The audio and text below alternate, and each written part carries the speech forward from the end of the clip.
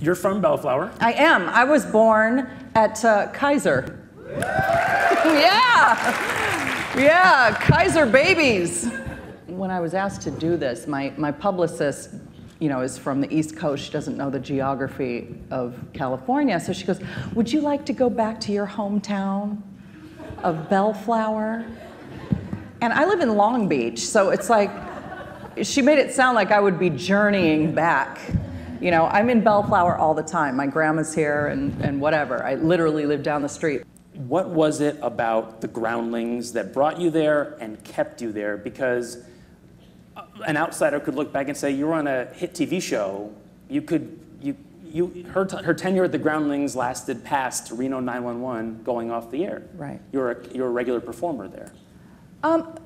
First of all, I saw a show at the Groundlings when I was maybe 23 years old, and I thought, oh my gosh, these people are the most brilliant performers I've ever seen in my life. If I could ever do anything close to that, I'd be on top of the world. I mean, they were doing written sketches and stuff, but their improv was so tight and so funny, and I just couldn't believe they were making this stuff up on the spot, and I thought, oh, I'm gonna do that. Cut to 4 years later, I still haven't made the call to even take classes. My best friend at the time made me pick up the phone, dialed the number, and voice shaking, I was like, I want to take lessons. Like, I was so freaked out about it. And I started in beyond beginning. This was like, hey, people who work 9 to 5, do you want to come on the weekends and be funny? No pressure. Like, I started in the bottom of the bottom class. And my best friend went with me. And sometimes we would get so nervous about even going to the class that we would just drive right past it and not go in. Wow. Yeah. A career in improv requires hard work and some degree of focus and intensity. Right. Was that juxtaposition hard for you, to be serious about getting better and then loosen up when you're on stage or in class? It is a weird juxtaposition, okay? And I'm not gonna say that comedy is always fun, because comedy can be really depressing, and a lot of comedians are horrible people that you don't want to hang around with, okay? They're depressing. But if you can go on stage and really nail it, it feels so good. I mean, it feels like being in love and eating chocolate and having Christmas. Like, it is the best thing in the world, and it makes you keep going. And I took the attitude that if I stink at this, I'm gonna get out. I'm self-aware enough to know if I'm good at something or if I'm bad. So I was at the Groundlings and I thought, I'm gonna keep taking class until they tell me to leave. What's it like being on set on The Goldbergs? How does your improv training translate into scripted comedy? And what kind of leeway do you guys have? I'm sure Jeff Garlin is coming up with insane stuff. I'm sure you're coming up with insane stuff. Honestly, you know what? That show is written so well that we don't go off script that often. Honestly, every time they give me a version of the script, it gets better and better, and it's funnier than I would ever think of. So the only time I improvise is if I'm doing something really physical and I forget my lines. Then I'll throw something out. Like when I don't know if anybody here watches the show, although you should, because it's amazing. Oh, see, a lot of geniuses here in the audience tonight. Well, there was an episode where I wrestled my son to the ground in front of the whole school. And that was hard, that was difficult. And I couldn't remember my lines because I was trying to pin him to the ground, and he's a big kid. So I just kind of went off there. But it's those types of things. That's the only time I improvise there. Really? I think we're at a pretty unique time in this country's industry, at least, because for the first time ever, if I'm not mistaken, the hosts of The Tonight Show and Late Night on NBC are both improvisers. Yeah. Soon to be the CBS Late Show is going to be an improviser in Stephen Colbert. And 4 of the 6 nominees in your category for the Critics' Choice Television Award Julia Louis-Dreyfus, Ilana Glazer, yourself, Amy Poehler, all improvisers. What is it about improv that can lead to success in any way you want to define success?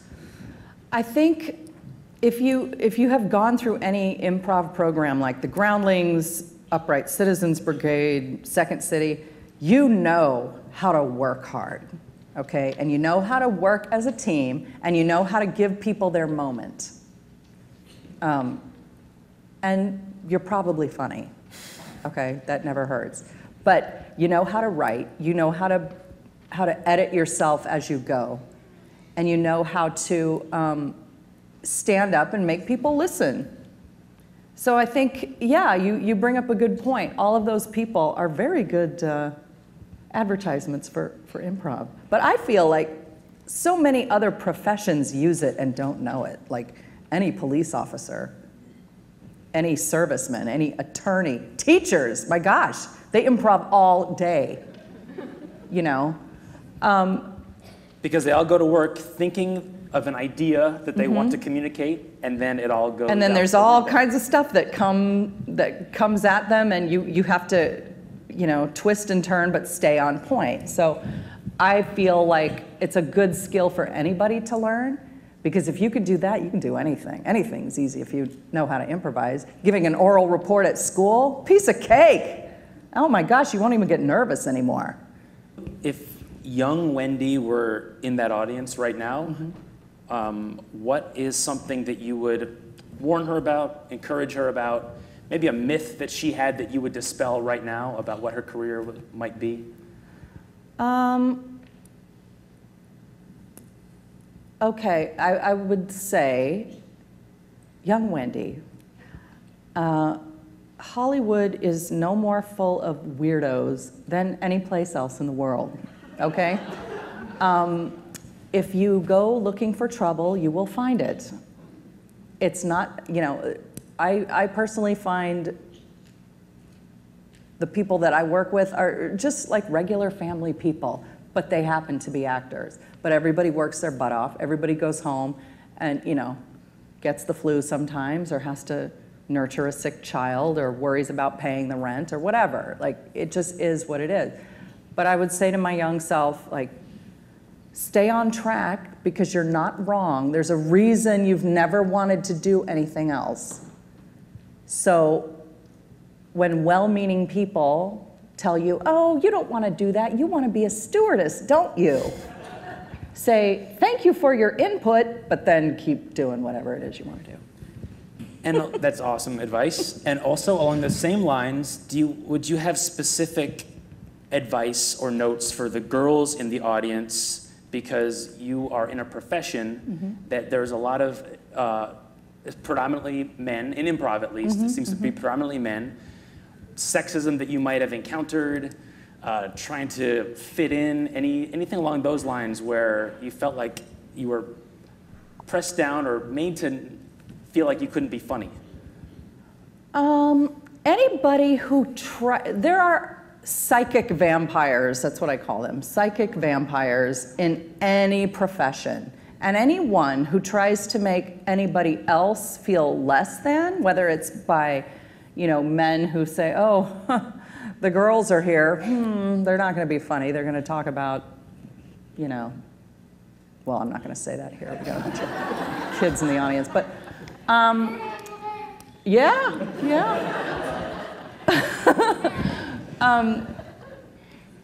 Anybody that feels the need to do that, they're marking their territory and they're insecure.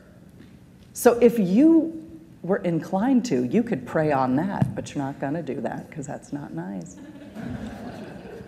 Just keep doing, no one's opinion means anything until you think it does, okay? So you just keep being amazing and people will figure it out. And the people that spend more time trying to be the top dog, but not having the talent to back it up, those people will fall away, always. That's awesome. So speaking of being amazing, yeah.